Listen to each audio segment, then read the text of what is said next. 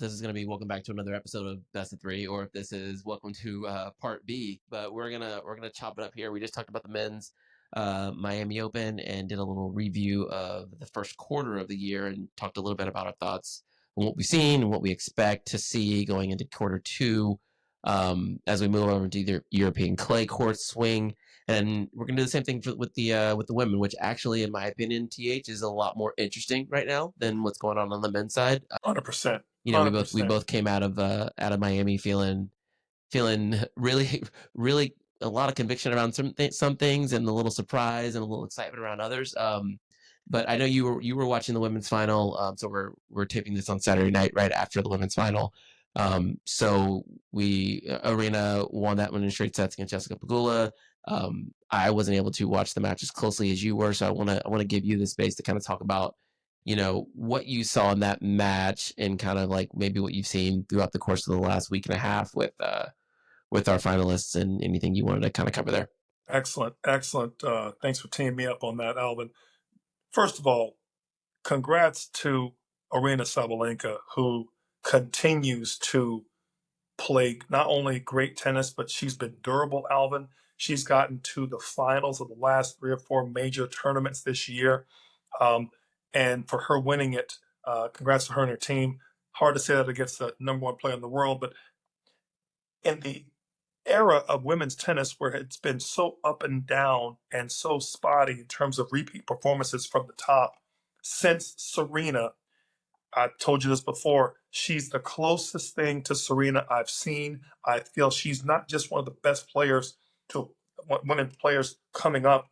She has the durability, Alvin, that week in, week out, she's just solid. You're just going to have to absolutely beat Aryna or catch her on a bad day. And she doesn't have many more bad days. And so I want to say that at the outset, final Australia, final Indian Wells, obviously final Miami, and won Miami today against JPEG. I could not be more impressed with her, especially with all the talk of the tournament season and how long it is and the turnarounds. And yet, here she is yet again. And I think that needs to be said and appreciated, because the others, right, did not play as long as she did in all the other tournaments. And you mentioned this. She's in it again. So Yeah, you mentioned this just before. You mentioned the Serena comp before, and you and I talked about this kind of off air a couple days ago. I think it's not as straightforward as with her power and the way that she wins matches, which I think the comp is, when you look at it like side by side, the comp is there, right? It's I don't think anyone else has been able to, you could honestly say like she plays kind of like Serena. Like this is pretty legit. But I think the most impressive part, and probably the part that you're leaning into, is her consistency. Aryna Sabalenka, doesn't matter the time of year. It does not matter the surface. She is there last 2 days of the tournament. A bad tournament for her is a semifinal loss. Like, and that's wild on the women's side. That is wild. Especially in today's era and post Serena. And that's why I wanted to say what I said, because it doesn't happen that often. Now, with that said, let me tell you who else is pretty consistent, not to the same degree, is Jessica Pagula. Yeah. I happen to know some people in JPEG's camp. I grew up with, I used to live with one of her old coaches, and shout out to a main man, Adam Gusky and Ansley Cargill, who were some early coaches for Jessica in some of her early years. I'm going to tell you, Alvin, and I want to say this about Jessica Pagula, and I wrote some things down. I wanted to share this with you and get your thoughts on this. I said, and I thought this was pretty solid. I said Jessica's personality and demeanor, her game and tactics, her confidence and experience are much needed by the women's tour. If you can go 3 or be on enough to take her down, you have truly earned a result and passed a litmus test of the highest level of women's tennis. Many players have slipped into the top 50, facing various players at odd points, waning older players at the sunset of their career, solid players on their least favorite surface, or after a great week the week before, or beating the player who beat the player the round before. Not their fault. But they weren't truly tested, nor did they reach a level. So it's understandable when their results are all over the place. Jessica provides a standard of play that is both difficult to beat and rarely has a truly off day.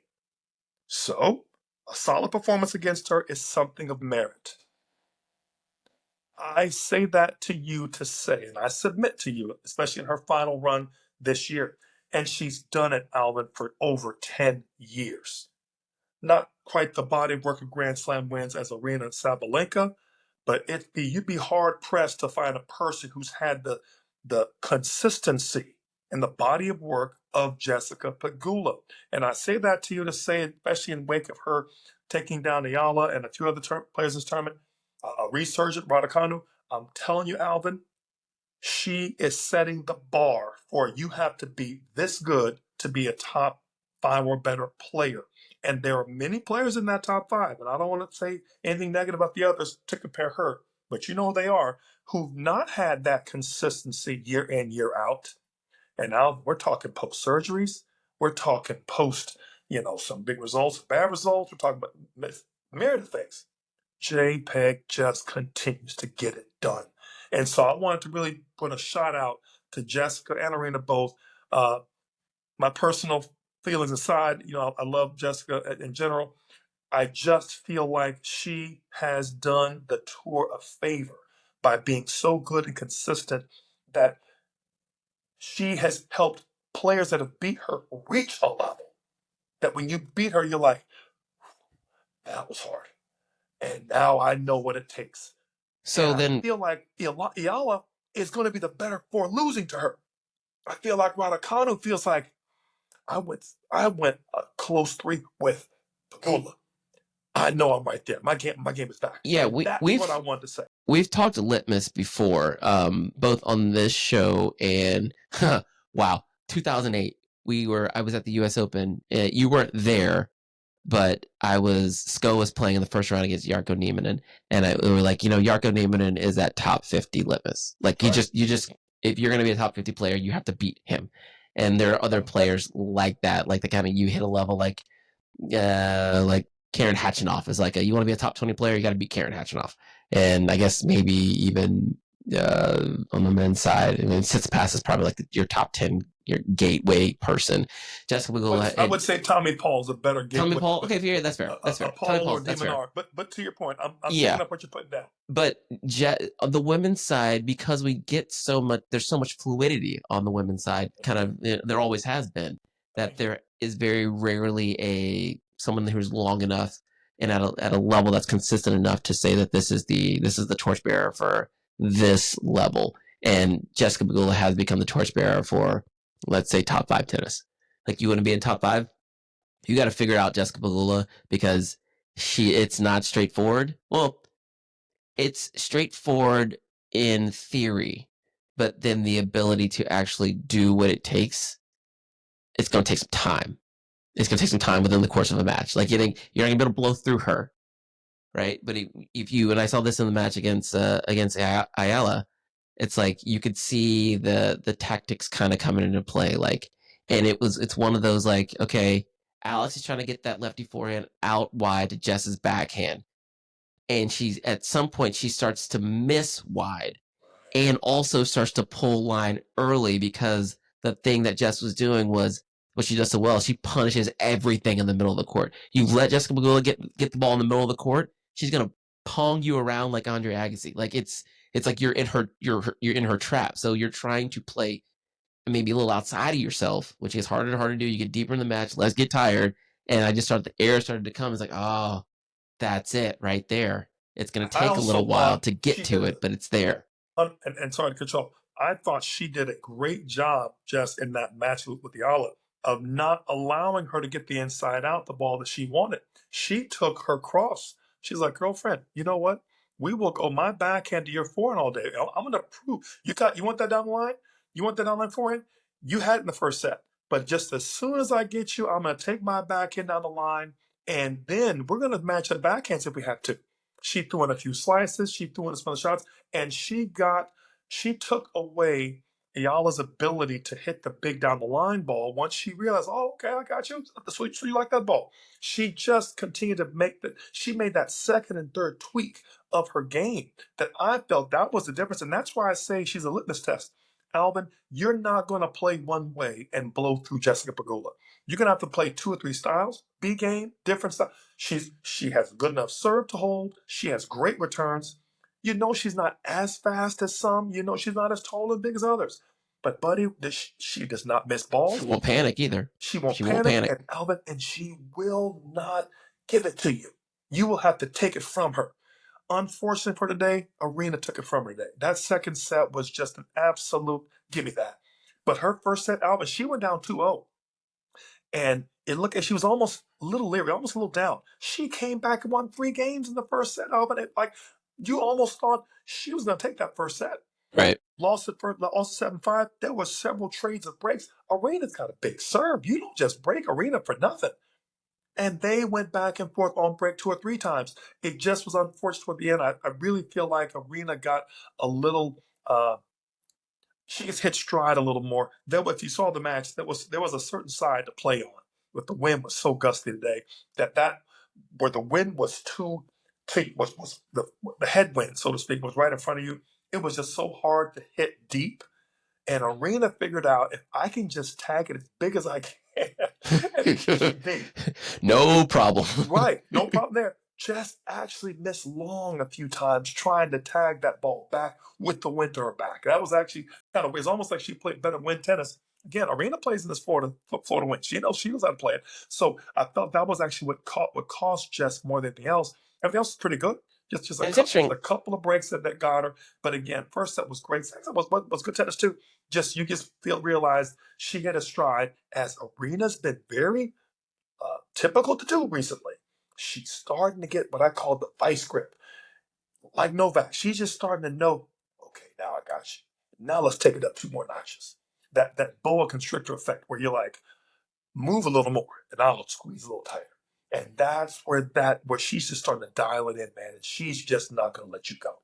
It's weird, like she hits the ball so hard, but and I don't know if you had the chance to see her, in person, but I've like weirdly seen her a lot in person, especially in practices.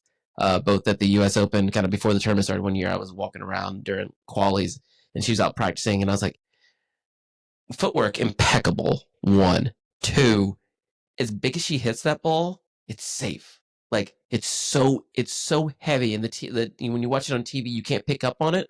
But when she's smacking that thing, the RPM she's actually getting on it, it's like, oh, that's bankable. Her forehand's it's safer than Jesse's forehand, which is like weird to say, but that thing is dropping with conviction. So and she's 6 foot tall, bro. I mean, yeah, she is a tall woman. I mean, she absolutely bringing it. Again, I feel like she did a great job on her side of the draw. I actually thought this. You're gonna help me with the name. Ken Win, I thought was a very good match with her. I thought Jane played a solid match. It was a good second set effort as well. Again, I feel like Arena's starting to match up against these players better. She's handling the challenge better. Um, I just because I think the 2 matches mattered, and we know that Zhang had a bit of an early upset in Australia, right? She's still all day top 10 in the world. I mean, or 5, 6, whatever she is in the world now. Had a good match against and playing some good tennis, by the way. I just felt like there was a point in the Paolini match where I think we all kind of figured 6 foot 5'4". This is going to be Arena's match. I think Jasmine might be 5'2". I'm gonna go out on a limb and say she's maybe 5'2", maybe 5'3" with shoes on, and Aryna might be 6, pushing 6'1". There was a point in the match, Alvin, and I've watched Aryna play quite a bit over the years. There were times when Aryna would struggle to be the expected favorite. Mm-hmm. She would get down when a player would make good shots. She would get a little upset if she felt the match slipping away. I saw Aryna Sabalenka smile a couple of times on Jasmine's great shots, her great gets, almost as if, and it wasn't the mercy, okay, I'll give you that. It was a, wow, that's a good shot. Good for you. Good for you. That's And nice. it was a level of maturity of saying, wow, I hit that ball exactly where I needed to give you the worst possible shot, and you pulled that off. Yeah. Like smiled, racket tap, like Novak does that sometimes too. Like he just go, good shot, man, good right. shot. And what I like about it is, especially for the perfectionists that they are and how as good as they are, it lets them off the hook emotionally to say, you know what? I could do it any better. That's a heck of a shot. They're not burdened by the win, the result. I gotta do. She has come into her own, Alvin, and she is playing such good tennis, and her mind is there. She treasured the win against Jasmine Paolini. She knows 9.5 times out of 10 she should beat Jasmine Paolini. She enjoyed every bit of it. It was not, I'm looking past this match. Jasmine's not really a match for me. I'm almost a foot taller. I had bigger. I'm finishing. No, no, no, no. She was like, you know what? I played well. You know, Jasmine's always tough to play. It was this kind of almost a revelation of she's just another player in the tournament, even though she knows she's the number one player in the world. And that's Aryna's mental maturity of coming of age, where she's not her record. She's not her stat. She's her. And Well, a lot of players have struggled with that. I think Carlos is struggling with that currently. You have to separate the two. She's having fun out there, Alvin. She's smiling. She's enjoying the battle. I wrote in my notes as well, Alvin. The best players in the world enjoy the process of beating you more than they enjoy the win. They enjoy winning more than they enjoyed the win. The win's great. Yeah, okay, I won. And had to lose. But I enjoy beating you. I enjoy besting you. I enjoy matching up and changing it up, making the adjustments. That's what drives them. And when you get her to that level and she's number one in the world, oh, she's going to be tough to beat for well, the. she's on the precipice of something which I don't think gets enough attention right now. Like she's done. She started. When you look at the list of like the things someone has to do to become great, right, in our sport, it's all tennis related stuff. Right? When you get to number one, weeks at number one, Grand Slams won, so on and so forth, and she's done all that stuff, right? I think she's hitting that point now where she is trying to become an icon in sport. And I think just kind of the region of the world where she's from, she doesn't get a lot of attention. I feel like if she were from, let's say, not even say Spain, let's say she was from a Western European country, or if she was from the United States, like Germany, she would be a really, whatever. really big deal. She has this personality that lets you in. She Yeah. smiles. She's fun. Like she's cool, and the brand of tennis she plays is attractive, and she has all the stuff of being, and like she's very comfortable being number one. Where like you talk about like someone like Iga, who likes being the best but doesn't seem comfortable being number one. Like I am the Doesn't seem as one. comfortable and doesn't seem as comfortable. I'm gonna Like say competing that for it. process. Yeah, Yeah. doesn't isn't as comfortable in the process of winning. Likes to win perhaps a bit more than the process of winning, and there's a lot of players like that out there. There's a lot of players that fall in that category that are and perhaps that's why she's struggling right now. She's trying a bit too hard and not playing within herself. Trying to outdo what you do, and don't get me wrong, it takes a fiery competitor, but I think there's also a point where I saw Hinga struggle with this, and she finally kind of hit a stride. I saw Sellis struggle with this a little bit. A lot of the top players that Capriati we know struggle with it, right, and had these issues with just trying to, kind of dealing with how good she was, especially at a young age. It's very difficult to play that level of tennis. Let's face it, Sabalenka struggled with this early on, right, in her career. So I think I really feel like what's enjoyable for me to watch her is to watch her coming of age and really watch her enjoy winning and taking it all in stride. She's in the moment, Alvin. She's right there. She's dialed in. She's not chasing the results. She's chasing her best tennis and trying to be the best she can be. And the That's a results beautiful come. thing. I Chasing read your own best tennis is playing her own best a tennis. beautiful place to be. There's a great book I wrote about. I read The Score Takes Care of Itself, and Yeah. It's by my main man, Coach Bill Walsh from the 49ers back in the day. And he was talking about you take care of all the things you can control, right? And in that book, they detailed meetings he had. He had meetings with the grounds people at San Fran Stadium. I mean, he wanted them all to realize you're representing the best organization in the nation, right? And they were terrible at that time when he first got there. He wanted them all to believe, really dial into this. We're the best. And he got the uniforms. He wanted more gold because he wanted to shine. He wanted the best uniform. He wanted the best this. And his whole thing was he was making them all believe and buy into this best thing.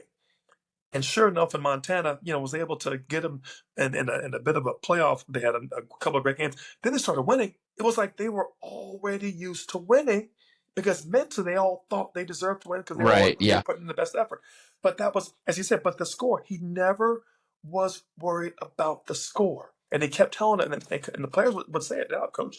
Coach once, could we have been better today? Could we have just, what more could we have controlled? And that's all it was about every day in, day out. You're talking back in the 80s, early 90s. So that mentality of the score will take care of itself is what I think that's where Arena's at right now. It's really fun to Yeah. watch her be in that space. And Alvin, I got to tell you, going into the French, going into Wemby, there's not many players I see that could derail her at this Yeah. moment. It's interesting, kind of coming out of Miami, looking forward into, before we start looking forward into the clay court season. Like, Right. obviously, this is like Iga's space, right? The next few tournaments, as we start to hit the clay, the American women, most of the American women are going to go to Charleston. I'm going to pop up to Charleston next week for a day or two, maybe one day, but and then in earnest, the swing starts probably in Stuttgart, right? And then you go Stuttgart and then Madrid. So they're on clay, but they're both weird in their own way. That like the Stuttgart's indoor clay, and Right. the Madrid is at altitude, so they both play a little fast. Iga has won both of And them, one's but red Arena's clay and been one's and Charleston's green clay. So you got right. even the Yeah, clays are yeah, and different. so there's I feel like that's one of the cool things about the Sabalenka and the Iga that where they haven't met much recently, but I think they were two of the best. Obviously, Iga is the best clay court player in the world. I think Arena's right there, and I think that's when we start to get a lot of like they had one of the best matches like you're gonna see in Madrid last year. Again, it's a very fast clay court. So well, I'm excited to see them tussle over the course of the next 3 months. But before looking back, looking forward, who are some players that you've been either really happy with what you've seen in the first quarter of the year, or very surprised? We had a little running watch list of ATP players. Like I'm a little worried about what I've seen so far. What say you on the women's side? Who's getting your round of applause and who's getting your side eye right now? Getting my applause. I was very, very impressed with Alexandra Eala. I mean, I could not be more proud of how she not only Oh, this played week. Yeah, this week. this Yeah. past week, I think, and she had about the best breakout as you could have, not just in who she beat, how she beat them, but her energy, her tenacity, her smile. She looked like she was as comfortable as anything in the whole process. Like she was meant to be there. Obviously, very impressed with her. I was very impressed. Uh, was very impressed with Jessica Pagula for sure for where she's going. I was very impressed with, and this one here might surprise you. I was very impressed with Emma Raducanu. She has played some of the best tennis that I have seen to date in her, and I'm talking even from her U.S. Open run several years ago. Emma Raducanu, Alvin, you heard her right here. It's back. She's playing some great tennis right now, playing with some confidence. It was perhaps one of the best. She was one of the best stories I felt of this Miami Open, and here's why I say that: because it looks as if she's no longer doubting herself. She's playing the kind of tennis she knows she's capable of. She's not playing victim. She's not playing woe is me. And she is actually striking the ball, taking the ball early, serving well. To me, when I see a player playing within themselves and playing well, I'm always happy to see that because I kind of feel like they're going to raise the level of everybody around them. who's getting my side eye? Who am I concerned with? Hold on, before you go concern list, let's go back a second here. I want to talk about Alex Ayala first before I come to Raducanu. So Alex, I think the comp with Alex, the lazy comp is like 2K25 Fernandez. Like, yeah, it's lefty, a Filipino descent. I know Layla is not Filipino, but you get there's some similarities there. Babolat racket, the whole deal. Yeah. But it's very okay. When Iga won her first French Open, a lot of casual fans are like, "Oh, who is this girl come out of nowhere?" It's like, no joke. This girl won Junior French Open last year. This is not an accident. And sometimes it's the through line between junior greatness to professional success. On the men's side, it generally takes longer. Oh, 100%. On the women's side, sometimes it's quick. Yeah, sometimes on the women's side it's quick, but as fans of professional tennis, we don't also sometimes see what happens on the junior side. So it's just players you're unaware of. Like Alex Ayala won Junior U.S. Open in 2023, and I found out about her 3 months later. I had to go back and double check this yesterday. Like I watched the YouTube video of this random girl's ITF YouTube video of a day in the life of an ITF player, and it was her training at Rafa Nadal's academy. And she'd been there for 6 years. Right. It's like, okay, so this didn't just happen overnight. Like this is what she's doing. And it was funny, like some of the drills they were doing in practice that they were filming in 2023. You could see it in her match. 100%. And I was watching the match very intently against Jessica. I was like, oh, she on purpose. If you try to go high to that forehand and backhand, you leave it hanging. She's coming on the court, taking that thing off the rise, boom, right? And it was like, oh, that's cool. I believe in that. If she's ready to go, which seems like she is, what I saw this week was repeatable, and that's encouraging. Now, the Emma of things. If Emma Raducanu had never won the U.S. Open, this would be a great pop on the scene. Do you know this is the best tournament she's had since the U.S. Open that she won? Percent.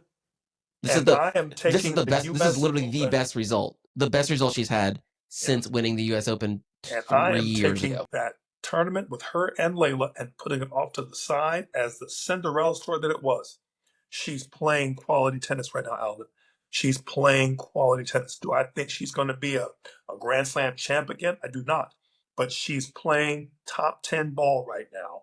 And I'm going to tell you, back to my quote on Jessica, she played Jessica strong and has never, in my opinion, played that well. She was one of those players I talked about that kind of ran into the player that beat the player that played the aging player, the player that, and just happened, the draw fell just right and she got it. Good for her. Not I'm willing to forget everything that's ever happened on a tennis court with Emma Raducanu before March of 2025. I'm willing to forget. She is as new to, at this point, I'll let her be as new to me as Alex Ayala is. This is year one. If you do that, you'll be impressed. I am impressed because here's the thing, because I've watched a lot of Emma's matches, and let's take the results out of it. Like a lot of what we've seen with her with the up and down has been a lot about her fitness and just not fitness, but being healthy, right? So let's assume she's healthy. But her mental fitness as well. Sure. But from a on-court standpoint, there are things that I saw this week that are different. She has never been one to be as dominant with the forehand as I've seen her be this week. And that is striking it now, Alvin. Yeah. Dictating with it. Like the backhand's been as clean as Christmas as long as since the first time I've seen her hit a ball. But that forehand and actually being able to go serve +1, dictate with the forehand from the middle of the court. That's a hallmark of top tier gas pedal tennis, which is the type of tennis that she should be trusting it. Yeah. And if I miss matches, one, I'll do it again. And so that's the positive side that I'm willing to say, okay, let's forget everything that's happened before here. If you're healthy and you're ready to go and you're feeling good, she had a weird run in the UAE with a little bit of stock on the court. Okay, a lot's happened, but we're here now. Right. And what I saw in the last 2 weeks, girl's playing good tennis, and she looks like a better tennis player than 100%. she looked in the last 18, 24 months. And that's what I should be saying Last about someone who's, last 8 weeks. yeah, that's what you should be saying about someone who's 22 years old, right? Like, oh, they're still getting better. That's a good sign, because I do think her top end is probably top 10, which is, yeah, you can make a career. That's a career. This is your job. And so I think that's, that's fantastic. And she looked happy with herself and what she's been able to do, and that has that compound effect. Right? Yeah, Where you and work, you build. start to have results. You work harder, you have more results. Before you know it, you start working harder because you're like, you know what, this is great. Now I'm only getting better, and so that's Exactly. why I mentioned that about it. It was very refreshing to see. Before we go to team side eye, let me throw in a couple players that I've been really happy with and kind of surprised by in the beginning of the season. Obviously, Madison Keys. If you go, she wins Adelaide, wins the Australian Open, semifinals Indian Wells. Okay, she kind of maybe hit the wall here in Miami. That I have happens. something this week. Home tournament too. I think that's a tough one for the home players. I've never seen her actually play well in Miami. I've seen her pull a couple of first round, second round losses in Miami, but I'm willing to throw it out. Whatever. Same thing with Mira Andreeva, right? Mira's having a hell of a year. Again, comes into this tournament a little bit, 13 match winning streak. Also a little sick, apparently maybe not under the weather, but feeling some things, which I want to put a pin in this to come back to another time. But then also Belinda Bencic. Belinda came back from having a child and is playing better tennis than Belinda Bencic before. Before child. Before. 100%. Yeah. So that one I'm excited to see, like, okay, is Belinda going to be is she going to be a force to be reckoned with moving forward? Maybe so. I want more players in the mix. I want more. I want there to be more, mix up at the top of the game, not because there's weakness there, because there's that many and good and players a there. void. If anything, it reminds me of, and I don't want to steal your thunder because I got 3 players I like to put into team on the rise team, not the least of which is Ashlyn Kruger. There, remember watching old school women's bodybuilding competitions where the ladies would almost elbow into the Oh stage yeah, on the stages, yeah, to yeah, flex. yeah. It wasn't the people up front were confident, were like, I deserve to win this. And then you saw another competitor move up like, oh, but have you seen me though? And then another, oh, hey, let me get in here a little bit. And I've always liked the analogy of that where you're elbowing your way in. They're not letting you in. There's not a void. They're not 8 players didn't stub their toe, right? Yeah. Iga Yeah. lost to y'all. She literally got beat. Emma Navarro got beat to by Raducanu. I mean, just got outplayed, but it was a good outplay. It was a good close match, but it was a match that Emma needed to win. Raducanu, and that Navarro had to realize, wow, I didn't know she could play that level of tennis. So even obviously even Madison, who lost to Eala, I felt like, but that wasn't a great match for Madison. They were surprised, Alvin. They were surprised and taken off guard, which to me is also say you're talking about players that are playing pretty good tennis right now. So that's my whole thing is I really like what we're seeing now in the women's game because these other competitors are literally elbowing their way into the top.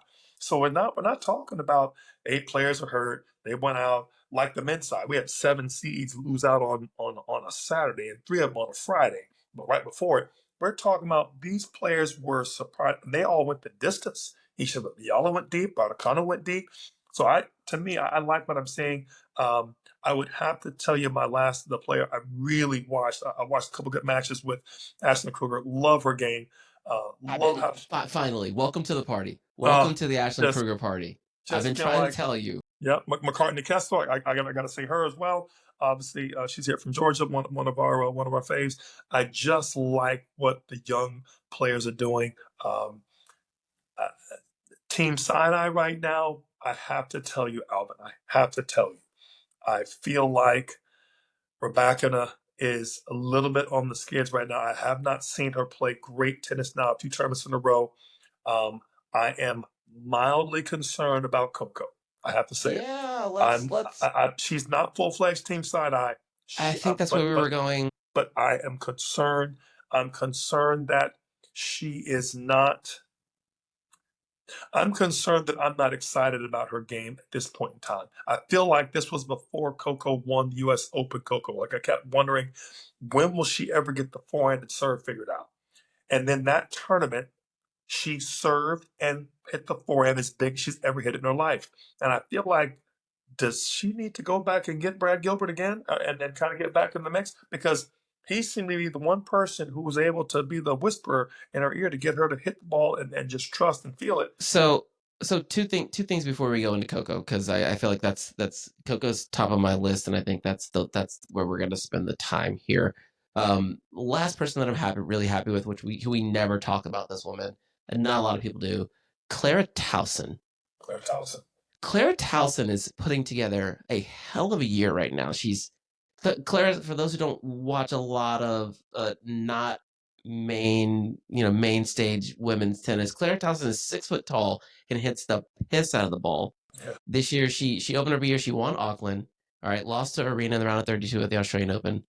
She went in semifinals of Lens, and then another tough loss in Qatar, but then she won Dubai, lost in the final of Dubai to Mira, and then lost it to Mira again in Indian Wells. So like she's starting to like build, and you see we're talking about losses to Sabalenka, losses to Andreeva. Like this is how you start putting together like a top 10 resume. You just stop losing to everyone else, which is like if you can find your ceiling, right? That's a cool thing. So I think I just wanted to make sure we talked about her. The Raducanu of it. You have to throw Badosa in there as well. Beat Towson in a When heck of a healthy. match. When healthy, Badosa is, I mean, former number two in the world. Like she's got the game. Very happy with her. Her getting healthy would be a great another addition because that was a heck of a match. I think she got hurt in that match. That's his walkover to Eala, but that was a heck of a match. And again, to your point, if Towson's playing that good a ball and then Badosa's right there, Badosa's playing some good tennis, lost to Aryna in Australia, right? So I say that she's another one on my team, but hitting a stride very nicely right now and a great time to get ready for the year, get her healthy. She's into the clay. She's from Spain. I mean, she's clearly very comfortable on the clay. So this will be, her getting healthy will be a great season for her this year for going into this quarter too. Yeah, the Raducanu of it. I put Raducanu and Dina Schneider and Emma Navarro kind of in the same bucket. Like I'm not each one of them for a different reason. I'm gonna give them a little bit of grace. Like Raducanu is going through some stuff with the coaching situation and all that. Like that's starting to. I mean, she's still she's still like number 5 in the world or something like that. Like she's gonna be all right. Like even on her worst. Like she balances out her like kind of weird tournaments with like popping up and winning one or getting to the finals. So like I don't know if we're ever going to see consistent results out of her because it seems like her off court life is just it's not an equilibrium. Chaotic. Yeah. And then Emma Navarro is kind of on the same level with Dina Schneider. It's just like this is year 2, right? This is year 2. So in year 2, you not only start to figure out you need to figure out more about yourself, but everyone else is starting to figure out more about you too. And like you've seen with Emma Navarro, like all of her matches this year just been a lot harder. Even the ones she's winning, like especially in Australia, like they were all hard. And players are starting to like realize how they can kind of get to her and making her go also through top 10 in the world now. So she's gone from the hunter to the hunted. Which is a different mentality, right? Whole different mentality. And same thing with Schneider. Like it kind of like she surprised a lot of people. She won 5 events last year, and 4 of them were on different surfaces. Like it was like her and like Alcaraz were the only ones who did that. So like, but now she's second year full time on tour, and she's top 15. But now she's got. Can I repeat? Can I repeat? Can I defend these things? Like so, like those. I put them together though because it's not as. It doesn't really seem like it's necessarily about the tennis. It's probably more about being a tennis player at whatever point in their career they're in right now, and being consistent. Yeah, point, which is why we're so heaping so much adulation on the ones that are able to do it. And it's hard to do it year. Yeah, it's hard to do it year after year, especially after year. I would throw my team side eye, Yelena Ostapenko. has to be up there with my. I She's feel throwing it like right back at you. she is 100%. I feel she needs to. She's got so much talent, so much ball striking ability. I think between her fitness and between her just her clarity, she's not playing the level of tennis she played a few years ago, and I feel like it shows. Her fitness is clearly the first thing is to look at, but you can see her results too. She looks like she's not doesn't look like she's enjoying it out there. Doesn't look like she's competitive. If I had told you, of the players that I mentioned that are going up, you heard right here, Alvin, with the number of players that are breaking through right now, and she's a low seed right now, she may not be seeded at any other top event going at any thousand level going forward.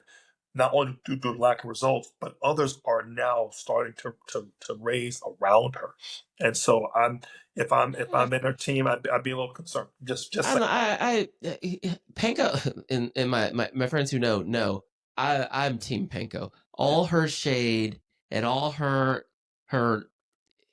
nonsense, I love it. Most people Yeah. hate it. I love it. I don't take her too seriously. I Right. don't think she takes herself too seriously. I think it's good to have someone who is a true character on Yeah. tour.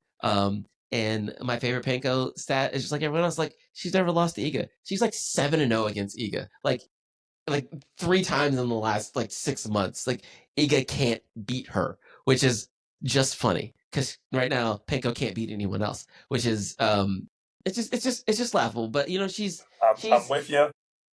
she's part of the entertainment of the tour, Yeah. not the like meat and potatoes of the tour. But Coco Gauff is part of the meat and potatoes of the tour. So Yep. let's get into it. So just Yep. to catch the people up here. So Coco loses to Badosa quarterfinals Australian Open, right? Round 32 loses to Marta Kostick in Qatar. Round of 32, McCartney Kessler in Dubai. Indian Wells, Bencic, round of 16. Miami, Fourth Magdalena, round. round 16. So what we're seeing here is that she's not getting to the business end of any event, right? She won World Tour Finals in Riyadh in November, but we haven't seen like will the real Coco Gauff please Please stand up. stand up? Well, which one is it? Is it the one who had a hot summer and won DC, won Toronto, Cincinnati, and then wins U.S. Open? Or is she what is she? What is she? What do we want from her? I'd be camped out. I'd be waiting outside of Brad Gilbert's house with coffee in hand. I got bagels. I got donuts. I got around the golf at your favorite spot. Please give me 6 months. I gotta figure this thing out and get myself back on track. I say that both in jest as well as in reality because I feel like she's playing her best tennis when that happened. I've seen this before. Coco Gauff, and we blamed it on age before. We blamed it on Hamilton. She's just so young. She's just so young. I saw a girl whose tactics and technique were breaking down. Her serve was average at best. Her forehand was laughable, and just continued to lose her matches. You just talked about Emma Navarro, who's now finding it tough and tougher in year two. This is now year four for Coco. And you have to appreciate, Alvin, some of those things, the leopard hasn't changed spots. She got through that open. She got through that summer. She got through those things and played some great tennis and got the quote unquote monkey off her back. But she did not necessarily kick down the door of anything else really since then. And while I think there's a maturity fact, there's a whole lot of maturity fact, she's still young. I have not seen major game changes. I would love to see her get back, and I don't know. And I say this completely at a bit of thin air. It doesn't seem like she's playing some of the same high level doubles tournaments she played before, which I thought was a big testament for her. She was playing more matches. She was getting more returns and getting more serves in. I felt she was playing in more bigger moments. I've seen this be a problem, and I need you to stat check for me. I see a lot of these players starting to get better at tennis, and the agents and the people around them you need to start focusing on your singles and like doubles somehow takes it out of you. These players play a match every other day. Come on now, give me a break. Get out there and play some ball. and you're training anyway. You might as well play a match, especially for doubles.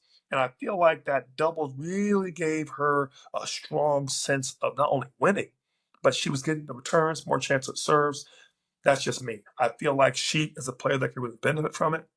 I also feel, Alvin, that she's at a very pivotal point where she's starting to think that she's arrived. And in a lot of ways, maybe she has, but I don't think she's really resolved some of the issues in her game. And so while she's won a slam, she's not fully finished building. And I feel like for her to think that she has, it was just a bad week. Madison had a bad week, had a bad match in Miami. She's not having a bad year. You know what I mean? And she hasn't gone through the test of time. She's still floating, ranking included, from last year, Alvin. You know what I mean? She's not necessarily, in my opinion, playing the best tennis she's played before. And so I say that to say, I'm just concerned that those same things are creeping up again. How does she get away from it? What has her camp not made her really continue to get down? And where I see a player like again, she's a 3C, she's five in the world. I got to compare it to the other top fives.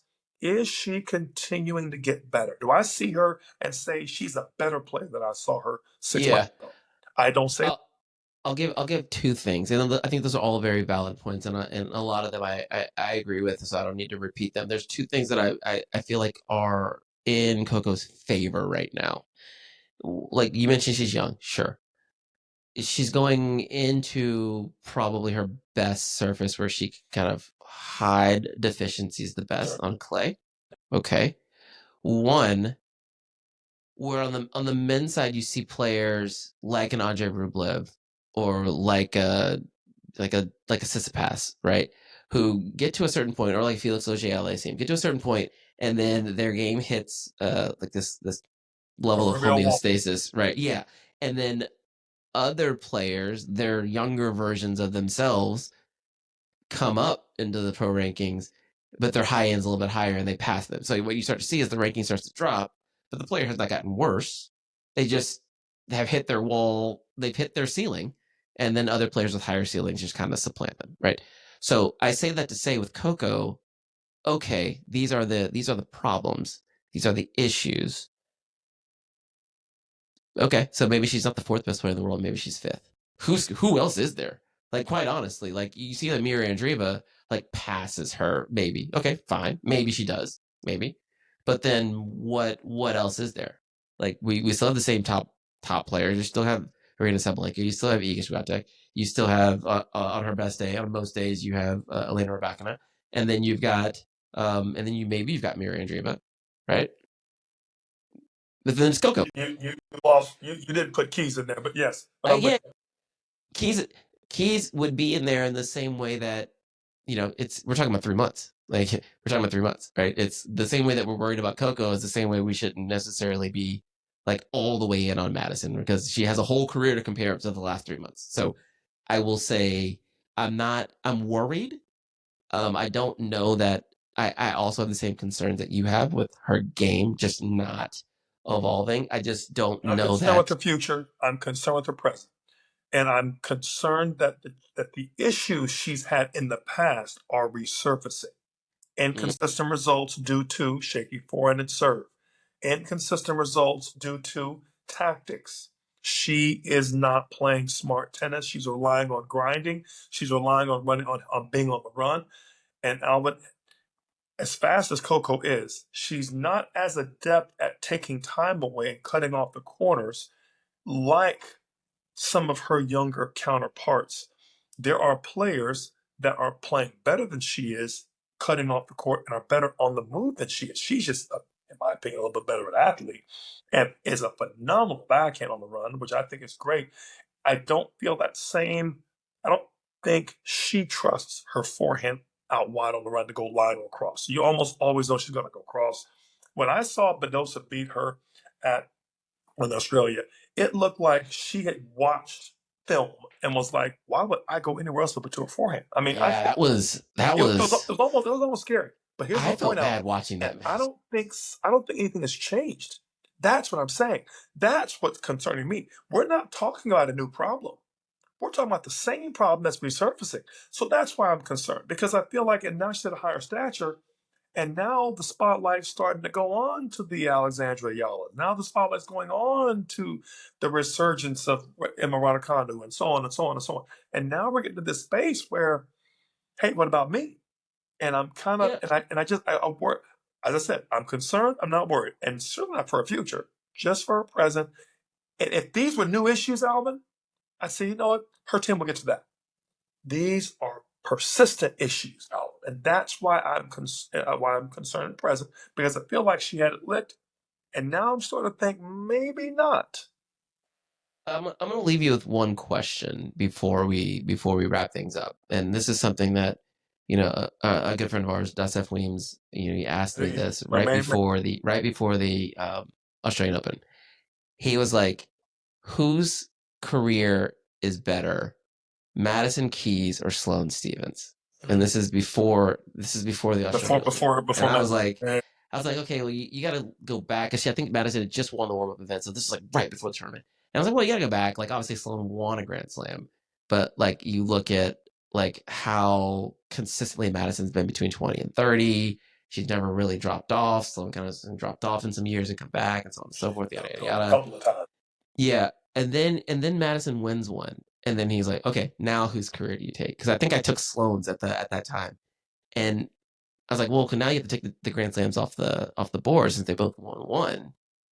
Well, hell, I'm taking Madison's. Like she's been there longer at a higher level. And then got me thinking, like, we talked about Emma Raducanu winning that one Grand Slam and kind of how it just changes the way you look at her as a player.